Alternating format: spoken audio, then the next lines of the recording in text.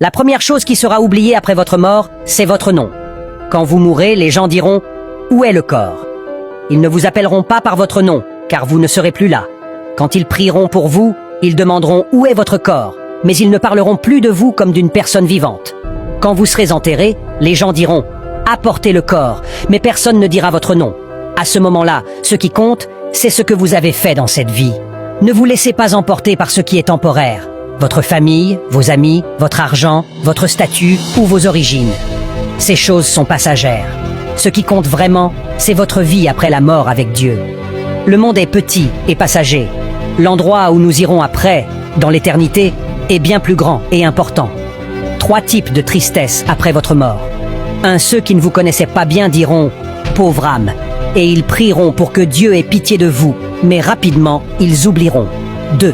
Vos amis seront tristes pendant quelques jours, puis ils retourneront à leur vie. Leur tristesse passera, et le monde continuera. 3.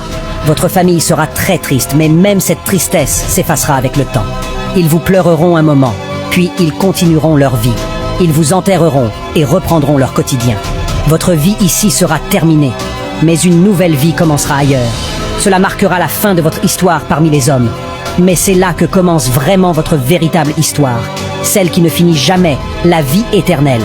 Ce que vous avez perdu, votre beauté, votre argent, votre santé, vos enfants, votre histoire sur terre, vos maisons, vos biens matériels.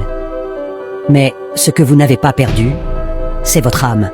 Après la mort, elle partira vers un endroit, soit avec Dieu, dans la paix éternelle, soit loin de lui, dans la souffrance. La question est donc, qu'avez-vous fait de votre vie? Avez-vous vécu comme Dieu vous l'a demandé, ou avez-vous ignoré sa volonté? Voici ce que vous devez faire pendant votre vie. Priez chaque jour, parlez à Dieu, comme Jésus nous a appris, et essayez de faire sa volonté. Lisez la Bible. La Bible est la parole de Dieu. Elle nous guide dans la vie. Suivez l'exemple de Jésus. Aimez les autres. Soyez humbles et honnêtes. Aidez les autres. Partagez ce que vous avez avec ceux qui en ont besoin. Faites du bien autour de vous. Repentez-vous. Si vous avez fait des erreurs, demandez pardon à Dieu et essayez de faire mieux. Car Jésus nous dit « Dans la maison de mon Père, il y a beaucoup de place. » Si cela n'était pas le cas, je vous l'aurais dit.